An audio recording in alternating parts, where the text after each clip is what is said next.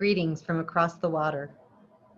I'm P.A.T.H, the CEO of the Professional Association of Therapeutic Horsemanship International. P.A.T.H International leads the advancement of professional equine-assisted services by supporting our members and stakeholders through rigorously developed standards, credentialing, and education.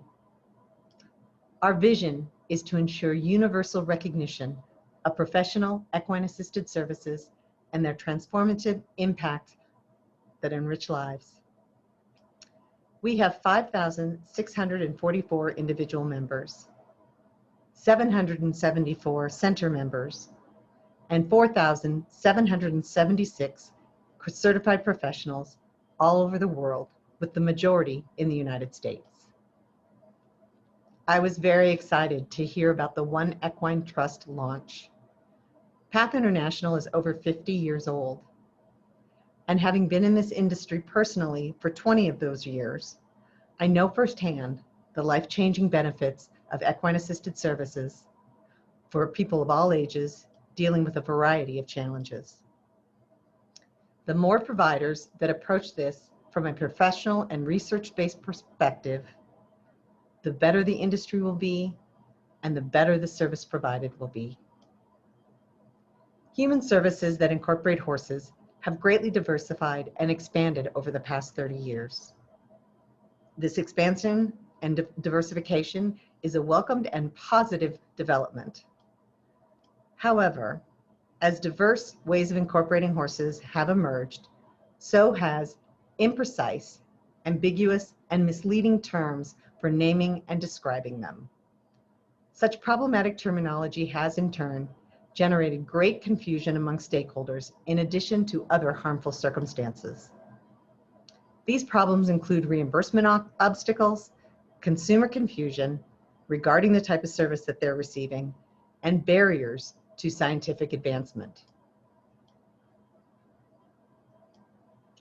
As each new area of service emerged, different providers and researchers utilized the same terms with different definitions and different terms with the same descriptions. In a word, it's a mess. One of the industry-wide initiatives that P.A.T.H International has led is a consensus-building process to determine optimal terminology. The initial phase of this process was US-focused in order to build consensus here.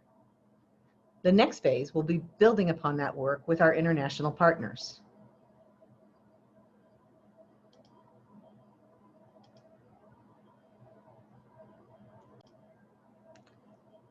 Today, I present to you the process and results of determining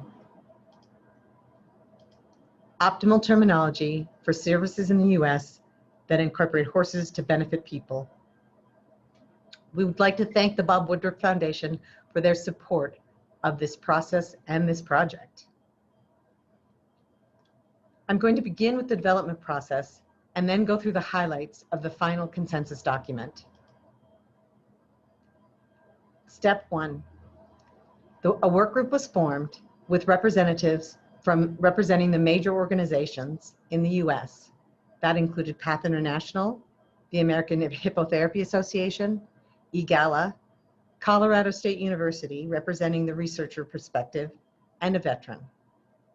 Representatives for the area of equine-assisted learning were added later.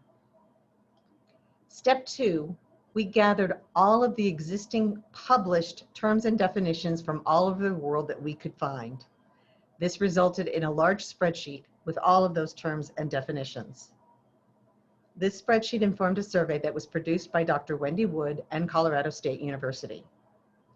16,156 surveys were distributed with a 10.8% response rate, which is considered very good. 96% of those responding were service providers.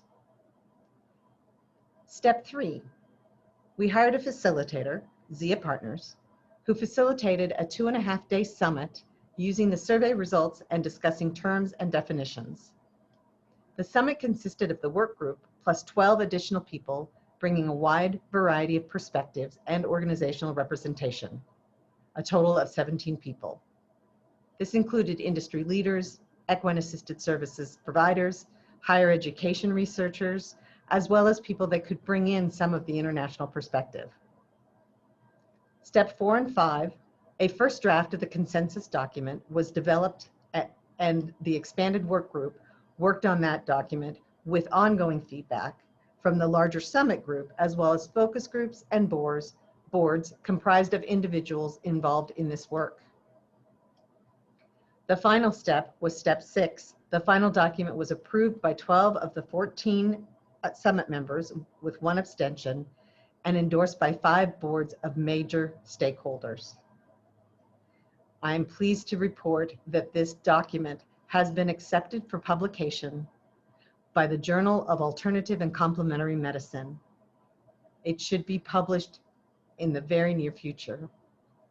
And so now I'm going to go over some of the highlights of the optimal terminology. The unifying term, equine assisted services. The reason we call it a unifying term instead of an overarching term is the recognition that all of these different areas that incorporate horses to benefit people also belong to their own bigger industry. There is not an overarching industry only of services incorporating horses to benefit people. However, the horse or the equine is the unifying factor that crosses all of those different industries. The different areas are therapy, learning, and horsemanship. These 3 service areas were identified to more clearly delineate between the 3 different types of services. In talking about therapy, so therapy incorporating horses to benefit people, this area references services that are delivered by licensed therapy professionals within their scope of practice. Specific therapies, treatments, or interventions may incorporate horses to address medical, cognitive, and/or behavioral health, mental health, or substance use conditions as part of the individualized plan of care with the goal of improving function, health, and wellness. The main point of this section is the importance of using therapy-first language. Just as a therapy license comes first, the treatment discipline is what drives the treatment. And the choice to incorporate horses in movement or relations becomes just one part of an overall treatment plan. There is no standalone therapy that always incorporates horses or only incorporates horses. This is probably the most difficult section to align internationally, since internationally hippotherapy is considered an umbrella term for physiotherapists to utilize the horse's movement for physical or occupational therapy. In the US, identifying the type of therapy first is critical for insurance reimbursement. This identifies clearly the type of service being provided. The second area is learning, equine-assisted learning. This area references non-therapy services delivered by specially trained or certified professionals that facilitate activities that are designed to promote personal growth and life skills for a wide range of individuals or groups. As you can see from the slide, there are 3 categories: equine-assisted learning in education, equine-assisted learning in organizations, and equine-assisted learning in personal growth and wellness. The key is that the individual leading these activities should have training and experience in that particular area. Such as in equine-assisted learning in education, it should be somebody who is trained in facilitating education. The last area is horsemanship. This area refers to non-therapy services delivered by specially trained or certified professionals whose primary area of expertise is in the discipline of horsemanship. And that includes, but is not limited to, riding instruction. The primary goal is to provide access to the benefits of horsemanship for individuals or groups with a variety of special needs, special conditions, diagnoses, and/or disabilities. These different areas of horsemanship include therapeutic riding or adaptive riding, interactive vaulting, driving, or adaptive equestrian sports. There was much discussion about the terms therapeutic riding and adaptive riding. They appear to be used interchangeably by 50% of the survey respondents. And those 50% that thought they were different didn't significantly differentiate in the definitions they chose, other than to show that those that want to emphasize the natural therapeutic value of riding tend to choose therapeutic riding as their term. And those that want to differentiate more clearly between therapy and riding activities tend to choose adaptive riding.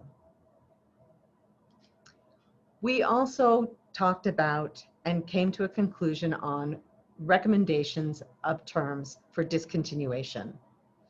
I'm not going to go through every single one on the slide because you can read them yourself, but I am going to just touch on equine therapy because that is a term that is used most often in the media because it's easy and, quote, catchy.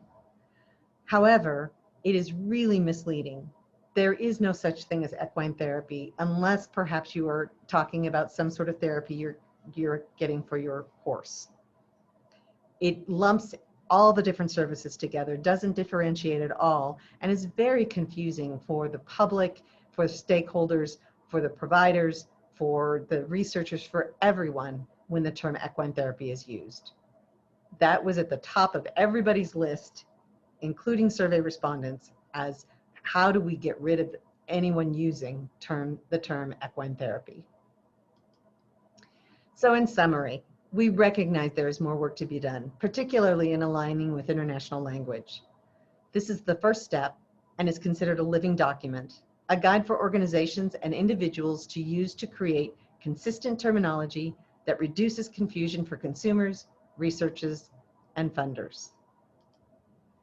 Thank you to the One Equine Trust for inviting me to be part of this exciting initiative to launch an organization that has the potential to become an important part of this industry, providing education, research, and professionalism to equine-assisted services in Ireland. Thank you.